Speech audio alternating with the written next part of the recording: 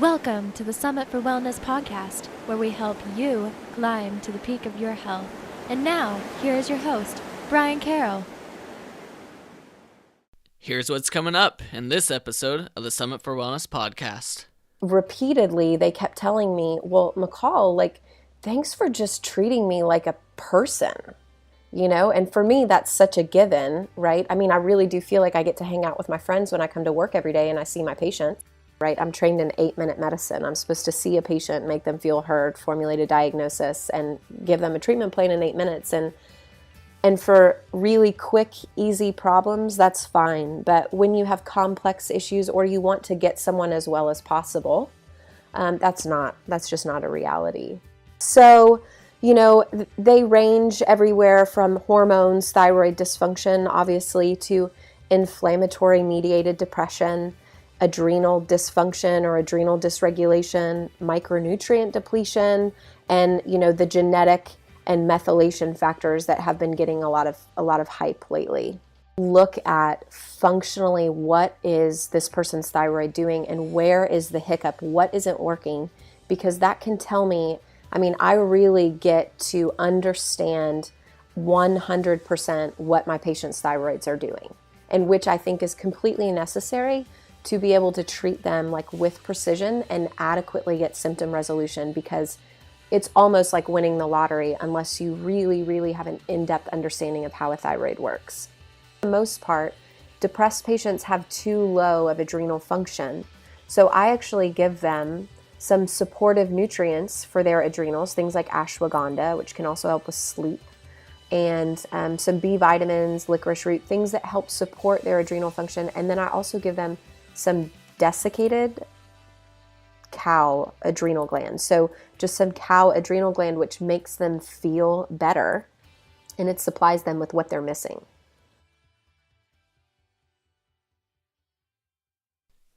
Welcome to episode 10 of the Summit for Wellness podcast. Lately, we've been on a roll talking about different neurological issues and how to treat the entire person, not just a diagnosis. And that is the case in today's episode as well.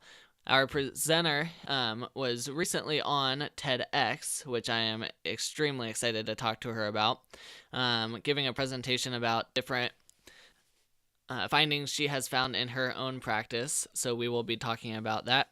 We will also be going deeper into how to treat the entire body, not just the symptoms, for different neurological issues, especially depression. But before we get to our episode today, I just want to let everybody know that we will be taking a couple-week break. And then after that, we do have some really awesome podcasts lined up. We will be talking about celiac disease. We'll be talking about soft tissue health. We'll be having a running podcast coming on as well.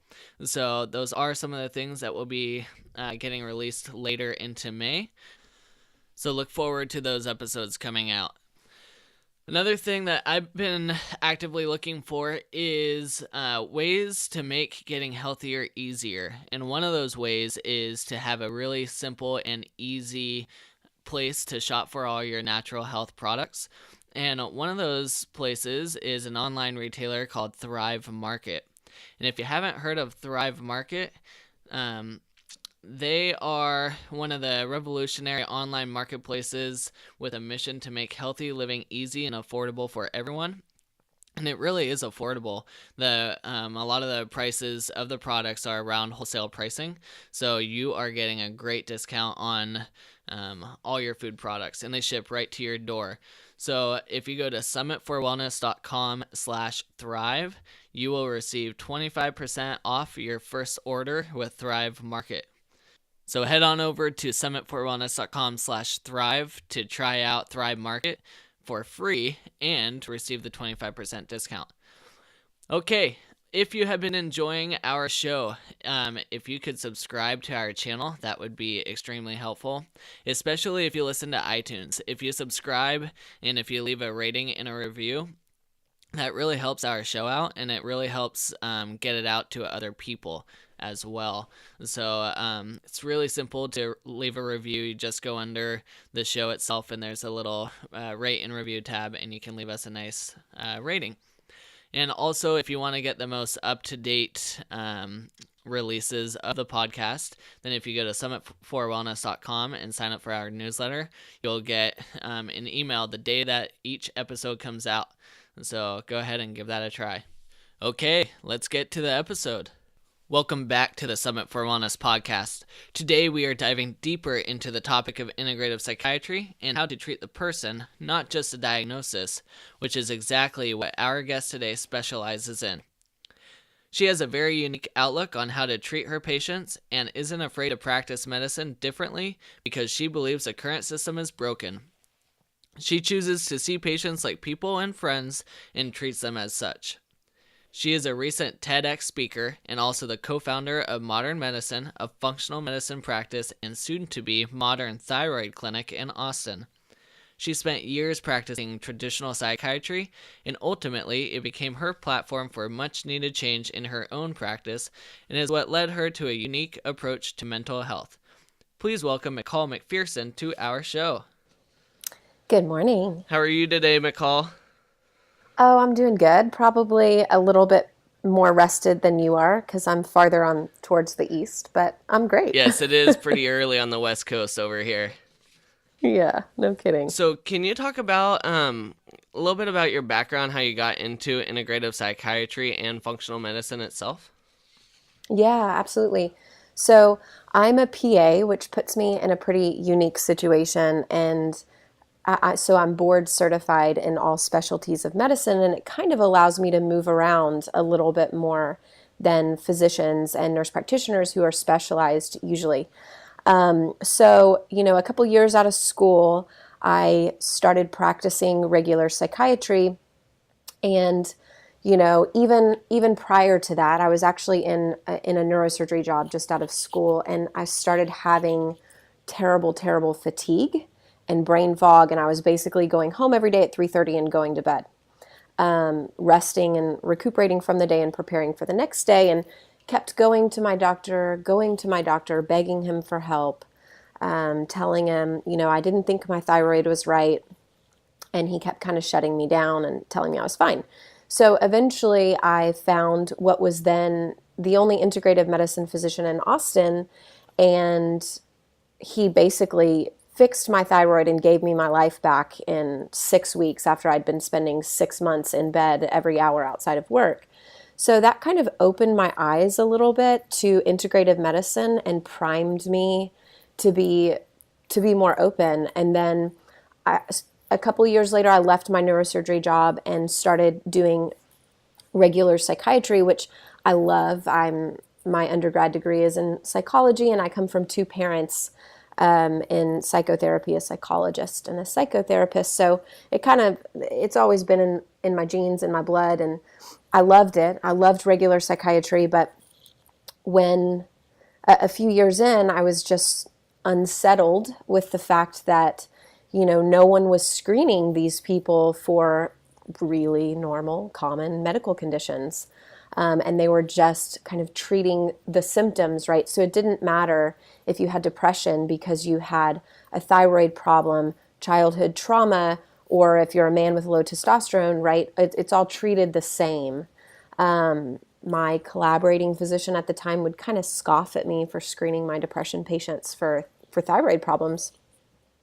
And eventually I'm like, this just doesn't feel right. Like, something else has to be going on for some of these people, and I can't just dismiss that fact, and I need to find a way to dig a little bit deeper. So, I stumbled into a training program online for clinicians in the mental health field called Integrative Medicine for Mental Health, and I signed up for the next conference available, and then it was amazing. I mean, it really, really opened my eyes to an entire other paradigm of diagnosis and treatment. And that was sort of the thing that solidified my place in integrative and functional medicine, primed with my own thyroid problem that just opened the door for it. So eventually I got to a point where I couldn't continue to treat patients like in a regular psychiatric manner. And I had to step away from that and look at them consistently from an integrative and functional perspective. And it's been incredible. I mean, it's been such a journey for me, and I've gotten to help people on so much deeper levels than I ever anticipated or was able to in the 15-minute kind of timetable that I was on in regular psychiatry. So that's a long-winded answer. So you mentioned that you found the integrative mental health online, and is it a program or a conference, or what is it? Yeah, so it's pretty interesting. It's a conference, and they'll train even therapists to be able to kind of screen for these pretty common, well, it starts common and it goes as deep as you're able to, but yeah, it's a training facility. They're partnered with a integrative and functional medicine testing company called Great Plains Labs. So they also teach and train on a lot of biochemistry lab analysis and really empower clinicians with the tools pretty candidly on how to approach and resolve a lot of these biochemical issues. It's a pretty fascinating thing. I've maintained a relationship and training with them as the years have passed, and I also obviously pursue the Institute for Functional Medicine, but they're a great training facility, and I even replicate some of what they do on a local level, and I go and I train therapists and interns in Austin on how to screen for really common medical and biological issues in their patient population or their client population, so that, that those clients have a chance to actually get symptom resolution if they have a medical condition that's driving their symptoms. Do they have some kind of online practitioner locator so people can find practitioners all over the country? They do. So when you train with them, they will post your information online under their registered clinician database. So yeah, people are able to track down local clinicians that have trained under their methodology. That makes it really nice for people looking for practitioners who specialize in more of these type of areas. Yeah, I'll send you a link so you can post it on your blog. Perfect, and I'll put that in the show notes for this episode. So with all the years that you've spent practicing, this actually led you to a really unique opportunity where you were able to talk or give a presentation for TEDx. Could you talk about that a little bit? Yeah. So it was such an honor and a really exciting opportunity, but I ended up, coming to the topic really by way of my patients, because repeatedly they kept telling me, well, McCall, thanks for just treating me like a person, and for me, that's such a given, right? I mean, I really do feel like I get to hang out with my friends when I come to work every day and I see my patients. But I know that that's not a given in the realm of regular medicine because I've been in it. But the topic of the overall TED Talk was humanity. So my specific talk really focused on the concept of, we all want to make an impact on the world. We all want to help people change the world, make it better. But we very commonly think we need to do that with some noble profession, a doctor, a professor, a firefighter, that kind of thing. But my TEDx concept is really grounded in the idea that it's not what you do, but how you do it. And my reason for that belief is, so I'm in medicine, right? The most, noblest of professions that people go into to help people. But really, the reality is I make the most impact in medicine just by treating my patients like humans and by recognizing their humanity. And I've worked to kind of tether myself to that concept throughout my day. And, so I sent a poll out to my patients when I was exploring this concept and this idea, and I included several other questions to, isolate variables out for people pleaser bias. But really the question I was looking for was, what's been the greatest contributing factor for your recovery at modern medicine? And I use medications every day in my practice, especially for a lot of other issues, thyroid and whatnot. less than 10% attributed the majority of their recovery to medicine, which is pretty profound. And over 77% of them stated that the majority of their recovery had come simply from being treated like a fellow human being and friend.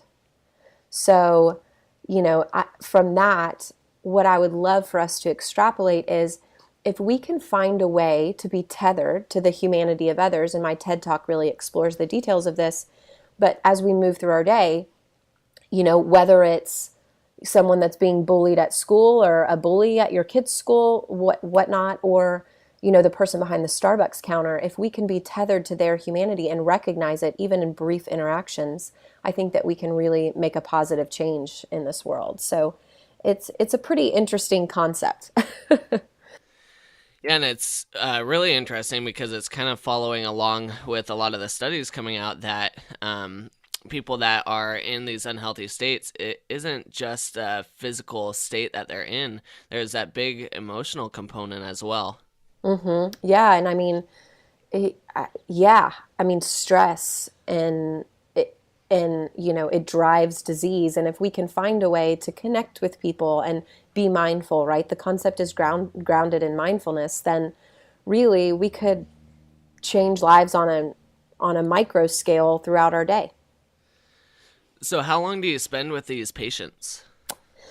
So my patients, initially I spend about 75 minutes with them, and then follow-ups are about 45 minutes. That's a lot different than conventional medicine practice.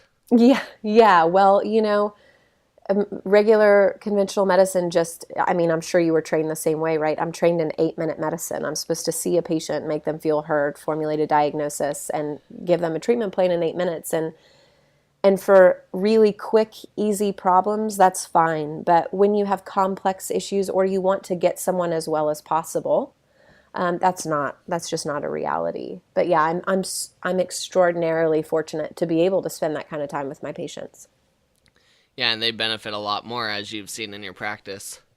Oh, it's just a totally different playing field, I get to get people well and change their lives. It's awesome. So let's talk about the conventional approach to depression a little bit, and then we'll talk more about your approach to depression and integrative psychiatry. Yeah. So, I touched on this earlier, but conventional psychiatry and conventional medicine's approach to depression is very, very one size fits all. It completely disregards the driving factor for your depression. And I say that, I want to tease something out in that I definitely want to move forward through this conversation that we're having with the understanding that I am not speaking in regards to like depression that's driven by family of origin issues or by trauma or anything of that nature. I address that. I leave that to the professionals, right? The therapists, the psychotherapists, the psychologists. What I want to talk about today is really like the physiological and biochemical driving factors of depression. So we'll just kind of lay that groundwork down here. But yeah, regular medicine just does not take into account at all the biological causes for depression. And they just tack on in having experienced this myself as a clinician, it's very much just trial and error, right?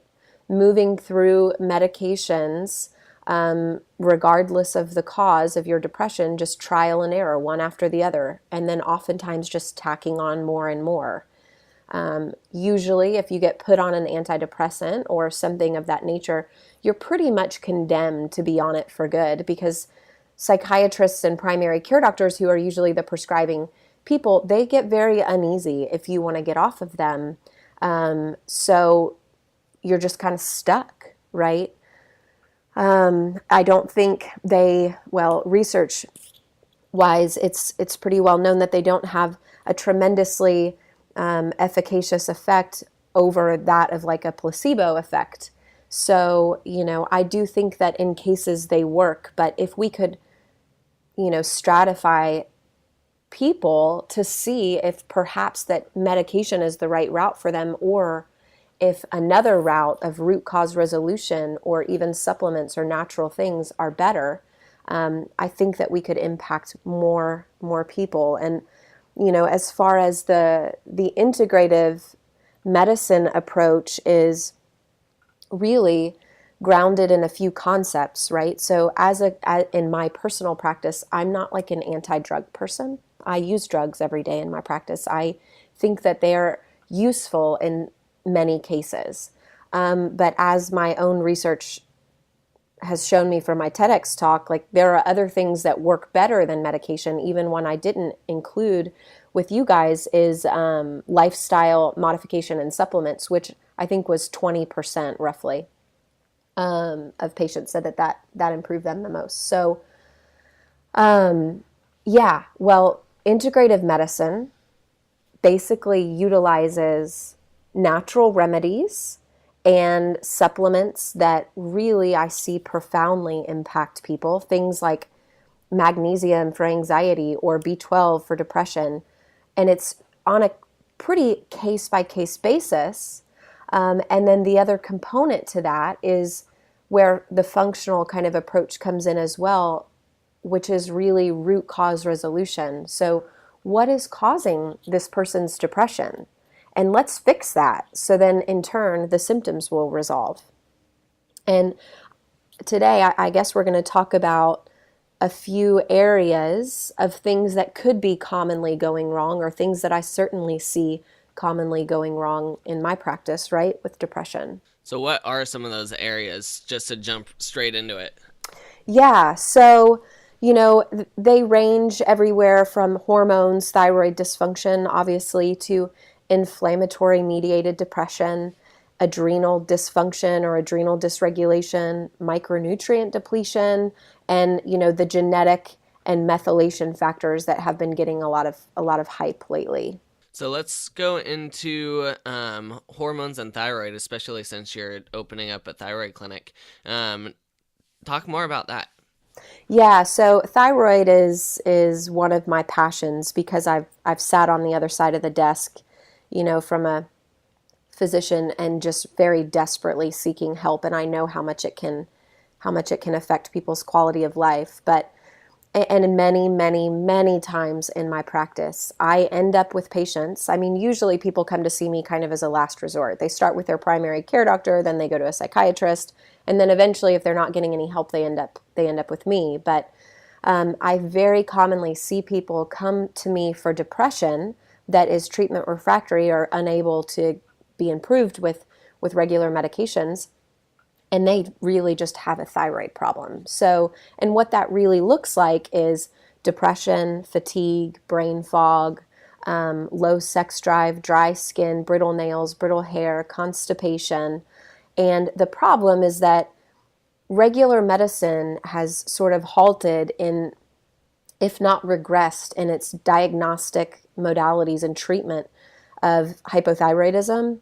And they, unfortunately, the way that they are diagnosing people and the way that they are treating them, people just don't end up getting well. And people who have hypothyroidism is very, very commonly being missed. And so it leaves what I believe to be millions and millions of people suffering. And depression is like one of the first symptoms. And in my opinion, people go on average 10 years of having it before they're even diagnosed. So with depression being one of, if not the most common cause of disability in our country, this is like a huge issue, right? So, yeah, thyroid with depression. And it's very, very easy to treat if you have someone who knows what they're doing, but you've got to find someone on your side to properly screen you and treat you. And I always send people to like stopthethyroidmadness.com or hypothyroidmom.com. They have a lot of resources for people there. But you can take all the antidepressants in the world. If you have a thyroid problem, your depression will not really go away until you treat it, right? So that's one, issue. And another kind of hormone-related issue for divisively between men and women. So for women, low estrogen or menopause or premature ovarian failure or years of adrenal stress can lead to low estrogen, which really impacts our serotonin and our mood. And that needs to be kind of teased out and addressed depending on the root cause, right? Is it menopause or is it adrenal related? And then low testosterone. So it's a pretty interesting thing, testosterone right now, because I am seeing more and more and more men in their 20s and 30s with low T or low testosterone. And the other thing that I'm finding that's pretty interesting is in accompaniment with their low testosterone, they have super high estrogen. And men should not have super high estrogen, right? And testosterone, well, high estrogen in men really lowers their testosterone. And what I found that it's related to is plastics. So it's most commonly in the guys that I see who travel for work and who are always drinking out of plastic bottles or heating up their food in reusable plastic containers and that kind of thing. And it just knocks their testosterone way down because it blocks androgens, BPAs do, and they express estrogen, estrogenergic activity. So I'm seeing a ton of men with depression in their 20s from low testosterone that's truly because of exogenous kind of BPA exposure. Pretty crazy, right? Yeah, and people don't really realize that estrogen is everywhere now too. Even the ink on your receipt that you get from the store, that has estrogen on it too. Yep. Isn't that crazy? Yeah, which I mean, and then like kids too. So it's men and kids that are being impacted by this, right? But it's a real problem and people dismiss it. But I am so serious that I see it really, really impact people's lives. And then I'll take out all the plastics from these guys' lives. One of them who had been on breast cancer medication to lower his estrogen from his endocrinologist, still could not get it lowered, took out all the plastics. I did put him on a liver detox and some DIM, which helps with excess estrogen. And I got it normal for the first time that it had been normal in 6 years. I mean, it's everywhere. Wow. Everywhere. Yeah. So, side tangent with that, do you think all this extra estrogen leads to premature puberty for girls?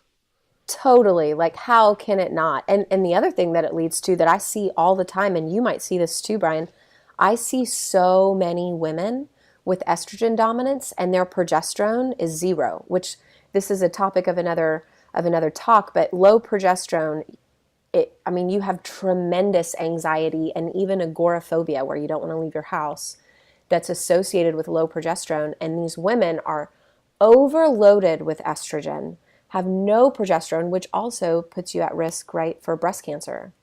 Mm-hmm. Yeah, it's crazy. All these poor little kids. And then boys too. Imagine the boys with all this estrogen.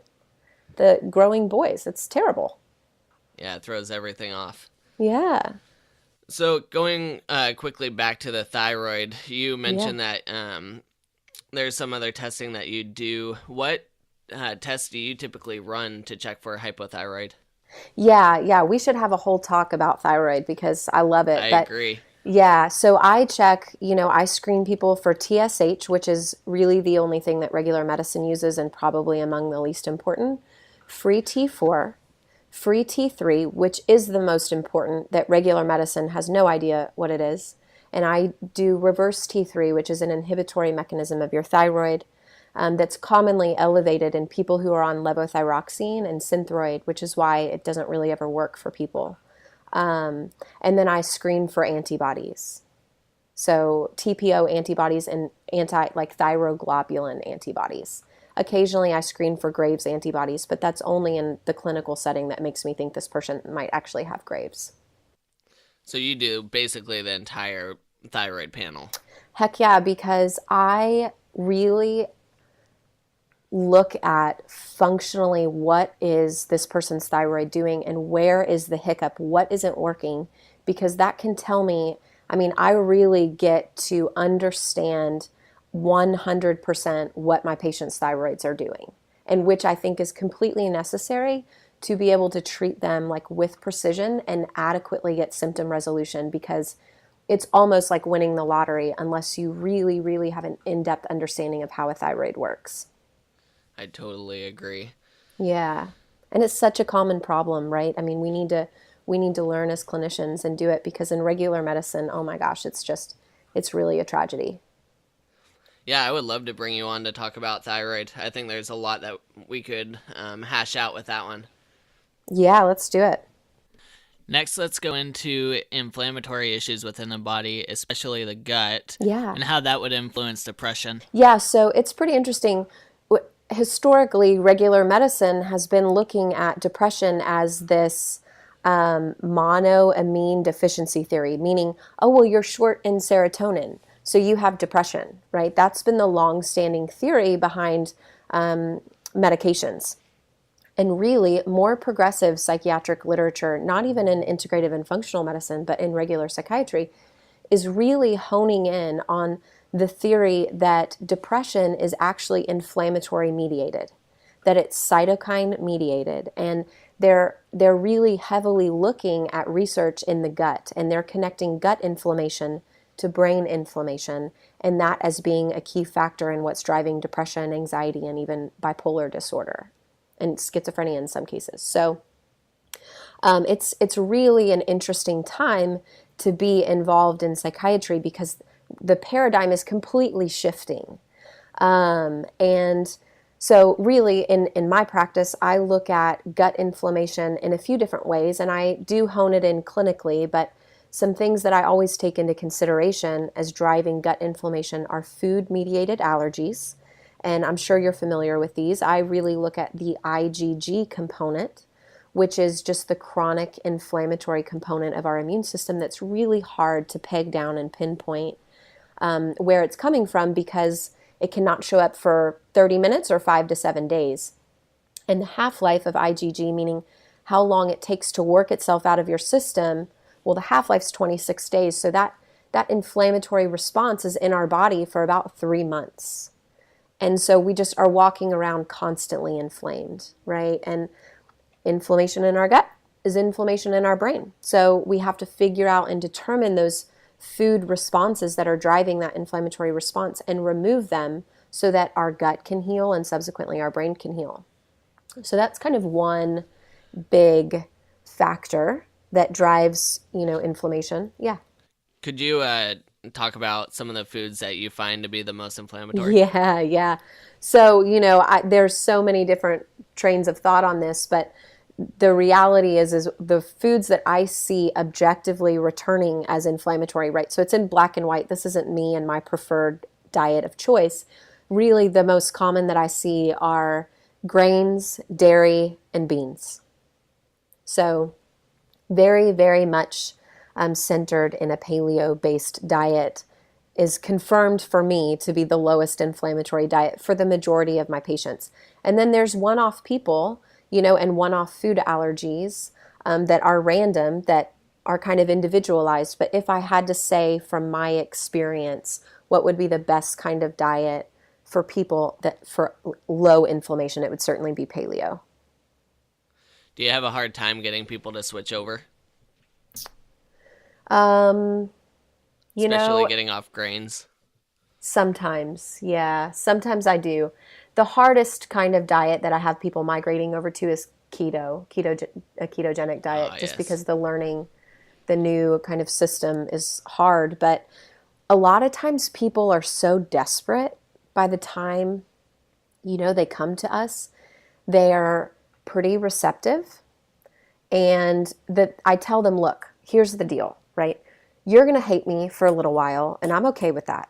But there's going to be a turning point where you feel good enough to continue on. And that is kind of what I tell them to hold out for. And very commonly, I get them to that by way of the Whole30.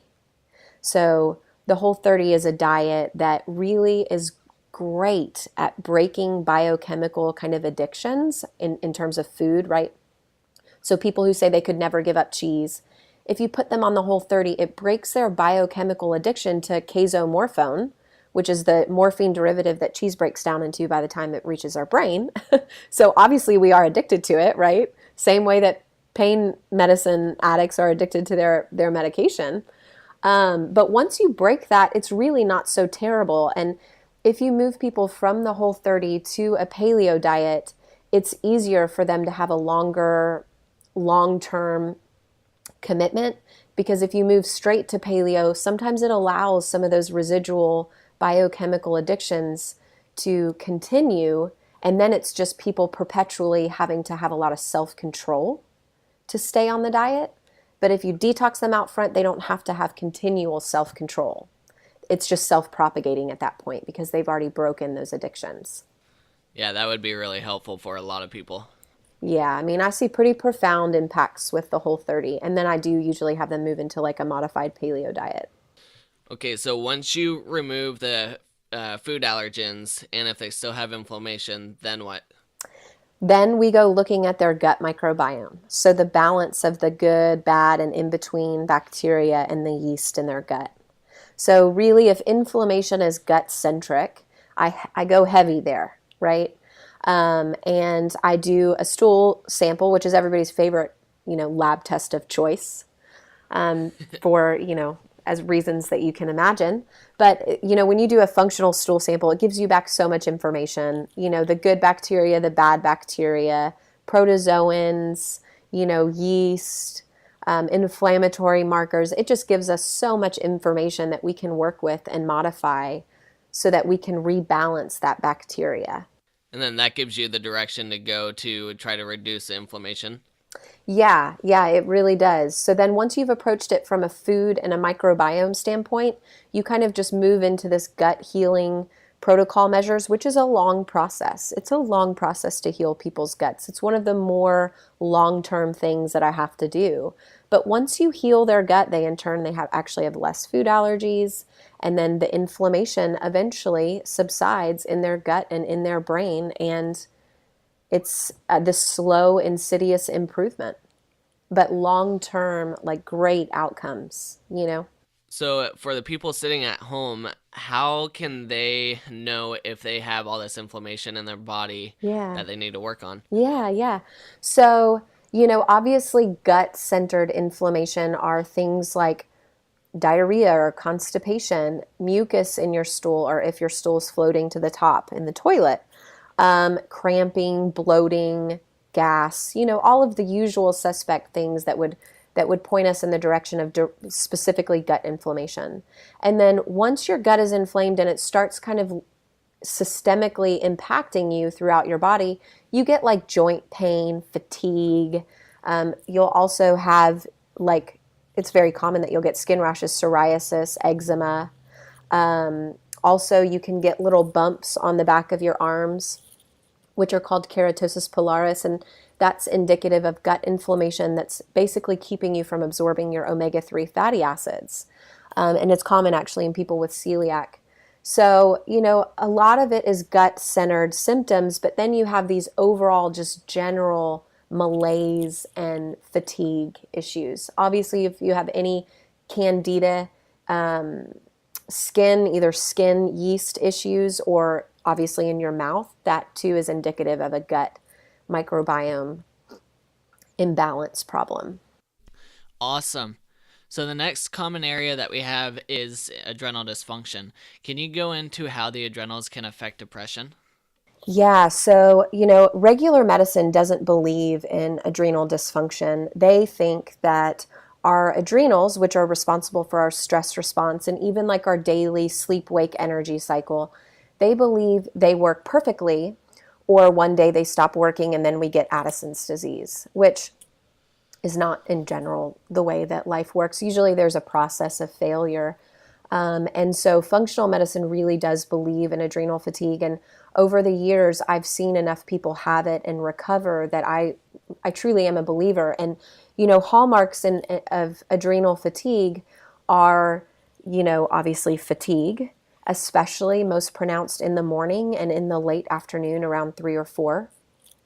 Other symptoms are like salt cravings, discoloration of your skin called melasma, dizziness upon standing when your body should compensate for that blood pressure change. Your adrenals can be slow to do that. Brain fog is another one. Insomnia. Patients often describe it as feeling wired and tired. And I see it go hand in hand with thyroid dysfunction almost more than I don't see it go. I mean, I see it all the time with thyroid dysfunction. It's a pretty interesting concept. But in regards to depression, these are the people who are so tired, right? So regular medicine thinks that depression causes fatigue. And I do think in some cases that's true, but in the majority of cases, I think that whatever their biological issue is they're experiencing is driving their fatigue and then their depression. So you see these depressed patients, these depressed people who just don't want to get out of bed. And then you have to be suspicious, obviously, of the thyroid problem too, but of adrenal fatigue. And another kind of hallmark of a person with depression who's actually suffering from adrenal fatigue is their antidepressant will work for a few months and then it stops working and they become unresponsive to it. And so they constantly have to be adding, increasing, or changing. And it's because they've used up their adrenal capacity. Their adrenals are trying so hard to create enough hormones to support that antidepressant. And then they're like, oh, I can't do this anymore. It's too much. And they give up. So the ante has to be upped and, they need more or a different or an additional medication. So yeah, that's a pretty interesting one. And it is such a solvable problem as well. And the way that I do it, you can test for it by doing what's called a 4-point salivary cortisol test, where you spit into a little cup 4 times a day, in the morning, early afternoon, late afternoon, and before bed. And you measure out their cortisol and their pattern of their cortisol, because it should follow a very specific pattern. So you test it that way, and then you treat it accordingly. But for the most part, depressed patients have too low of adrenal function. So I actually give them some supportive nutrients for their adrenals, things like ashwagandha, which can also help with sleep, and some B vitamins, licorice root, things that help support their adrenal function. And then I also give them some desiccated cow adrenal gland. So just some cow adrenal gland, which makes them feel better, and it supplies them with what they're missing. And then do you work on any lifestyle stuff as well to lower the stress response within them? Absolutely. So, you can't supplement your way out of adrenal fatigue. Some lifestyle modifications that really any person who thinks they're struggling with adrenal fatigue need to do is, really try and hone in on your sleep. Make sleep a priority. If your body tells you need a nap and you can take a nap, take a nap. So you want to combat anything that raises your cortisol. So not getting enough protein or calories causes adrenal stress. So you want to be sure and wake up and eat protein every morning, which is pretty common with people with adrenal fatigue. They're waking up and eating like fruit and yogurt, Get enough calories throughout the day. Exercise in a different way, and that's less high intensity, which is normally thought to be great, but it's just furthering the adrenal burnout. So restorative exercise, yoga, walking, swimming, that kind of thing is really much more beneficial than this really kind of warrior intensive training. And then, of course, the biggest thing that people can do to help combat furthering adrenal fatigue is meditation. And really the ways that I tell my patients to meditate are 2 kind of options. One is like a guided meditation, and I frequently use the Headspace app for my patients. It's really good at teaching them how to meditate, starting kind of from the ground up.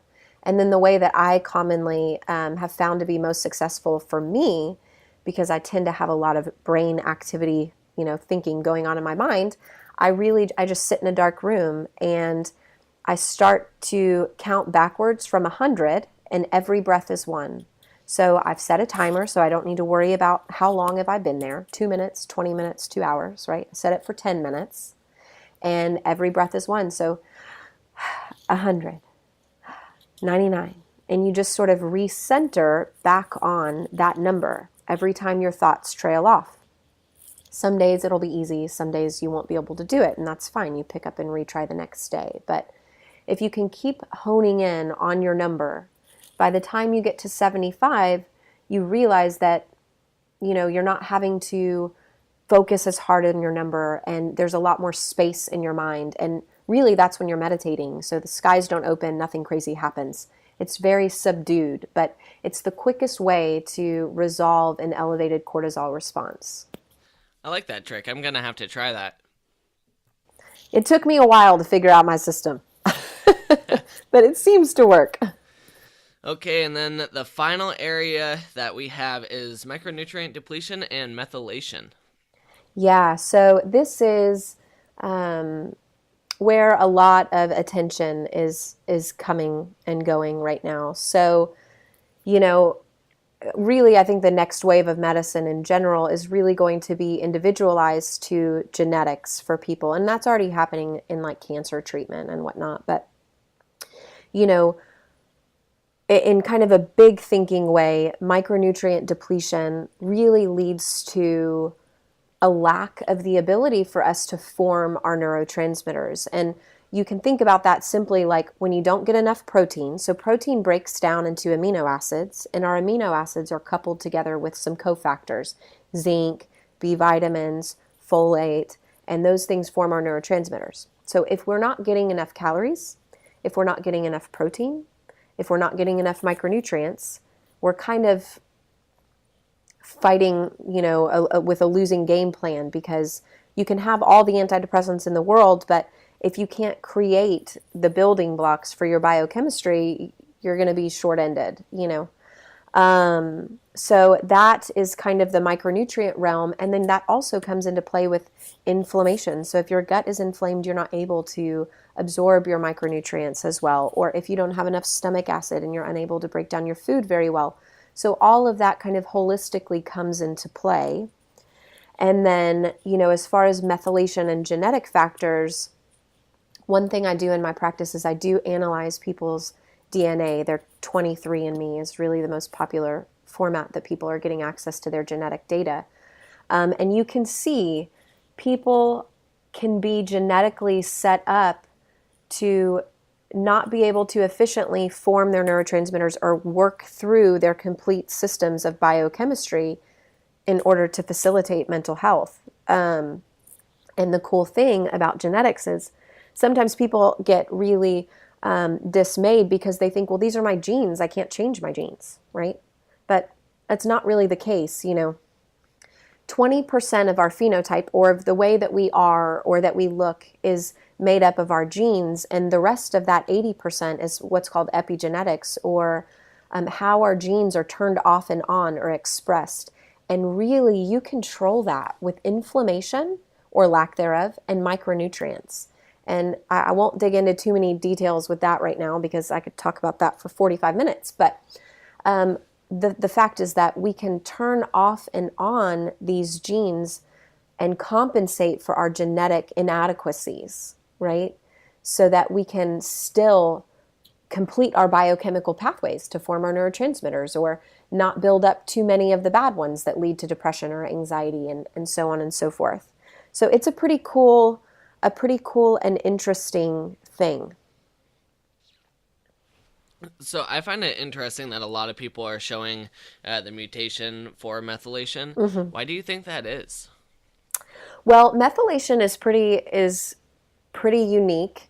I do think in some ways, I think it's getting too much attention, especially the two genes that are the most well known, the A1298C and the C677 gene. But there's many other genes that are responsible for methylation. But the thing that is actually unique about methylation is that it's sort of this flagging system that is pervasively throughout our entire body.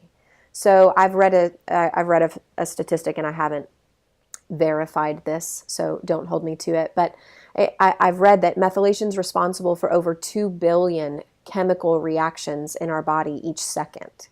So if you have a problem with methylation, then it impacts everything, right? And that's why I do think it is getting so much attention.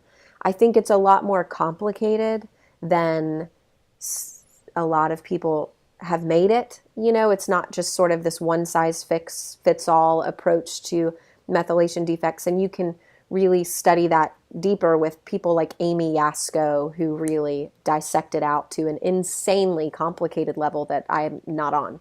But it is getting a lot of attention, but it is worth looking into because over 70% of people with depression and anxiety have a methylation defect. So that's correlated with significance somewhere. You mentioned people having problems not producing enough stomach acid. How would you go about increasing stomach acid for people? So, there's a few ways. So low stomach acid is correlated with a few different things. So it can be correlated with hypothyroidism, where you're just, everything is so slow and so dried up that you're not producing enough.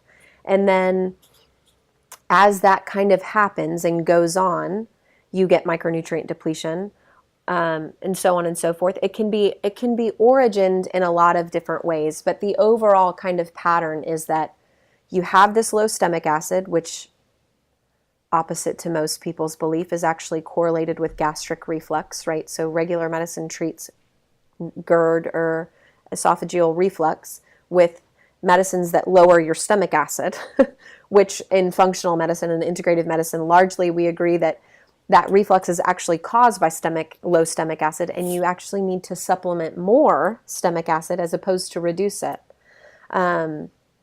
Really just because the way that our bodies are wired, when we eat food, we're supposed to secrete large, intense amounts of stomach acid for 20 or 30 minutes, digest our food, and then stop secreting it, and the food moves on and is out of our stomach. But what happens when you have low stomach acid is your food just sits there for hours, and you're just slowly secreting this small amount of stomach acid for 3, 4, 5 hours. So ultimately that leads to reflux because it's just there for an inappropriate duration of time. So long story short, we treat low stomach acid with more stomach acid as opposed to, omeprazole or something that reduces it further, which would be your regular gastroenterologist's approach.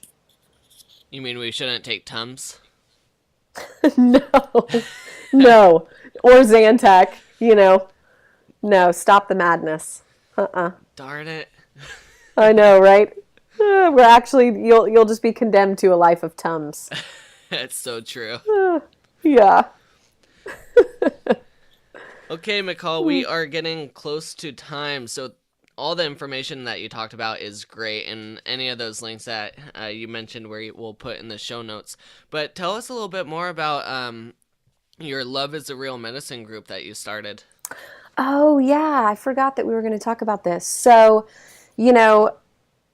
a couple weeks ago, we all obviously got the news that, unfortunately, the crisis in Syria continues and is killing more children and more families, right? And all politics aside, that in and of itself is a tragedy. And of course, like most people, I'm struggling with what I can do. I'm not in a position, even as a healthcare provider, to pack up my things and move to Syria to help people on the ground floor. So I decided that I could not continue to do nothing, or the little amount that I have been doing. So what we're trying to create here is a partnership between healthcare practitioners and patients, and basically set aside a day where we can engage together by, patients purposefully scheduling on this day with quite a few healthcare providers that I know and that want to participate. And instead of paying your healthcare provider, or instead of my patients paying me, all I ask is that we engage in a conversation about the crisis in Syria and the damage that's happening and the devastation that's happening there.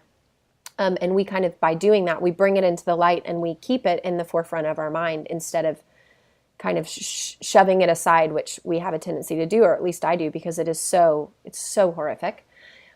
So I want to set aside a day where my patients will not pay me, but they will donate to an organization called Preemptive Love Coalition that's been a presence in Syria and Iraq for almost a decade.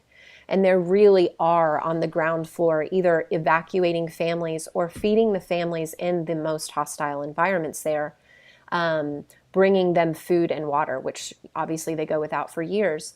So I want patients to participate in this by donating to them on a monthly basis, at least for the equivalent of my appointment over the course of 3 months. So if it costs $150 to see me, you donate $50 a month for 3 months, and then you decide if you want to carry on with that donation yourself. But yeah, I want to find a creative way to help facilitate these people who are on the ground floor, and then also to keep the dialogue open in America about what is actually happening there. That's a really powerful movement. Can you tell the people where to go to find out more about that? Yeah, if you want to find out more about that, you can search the Facebook group Love is the Real Medicine. And this started as really centered in healthcare practitioners, and I would love for as many healthcare practitioners to participate as possible and patients.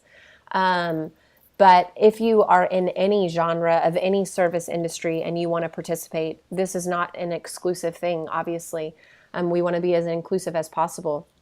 So yeah, find that, or you can find me on Facebook at McCall McPherson, PA-C, and reach out. I would love to hear from you. And then you have a couple websites that people can find you at as well, correct? Yeah, you can find me in my own personal website at mccallmcpherson.com, McCallMcPherson. They don't call me Double Mac for nothing. And you can find out more about my modern medicine group practice that I co-own at modernmedicinegroup.com. And then the new division of that would be modernthyroidclinic.com, which is almost up and running, and I could not be more excited about. Awesome. Is there anywhere else people can find you? Facebook, you can find me on Instagram at just McCall McPherson. I use Instagram most commonly as my platform of communication, and I'd love to connect and reach out if you can. Awesome, McCall. Thanks for this amazing talk. There's so much information in here that I even digested, so this was great. Thanks for having me, Brian. I really, really appreciate it. Yeah, we'll have to bring you on again to talk about the thyroid. Oh my gosh, I can't wait. Yeah, you let me know. If you want to learn more about McCall, go to McCallMcPherson.com, or you could go to modernmedicinegroup.com to find out more information about her and the services that she offers. If you enjoyed this episode, then please subscribe on whatever podcast channel that you are on. And if you are on iTunes, please go into the Summit for Wellness podcast on iTunes and leave us a rating and a review. We would love to hear everybody's feedback, and everyone's ratings and reviews actually helps to get this podcast out to other people. So the more help you guys can give me, the more other people will be able to benefit from these type of podcasts. And we will see you all next time on the Summit for Wellness podcast.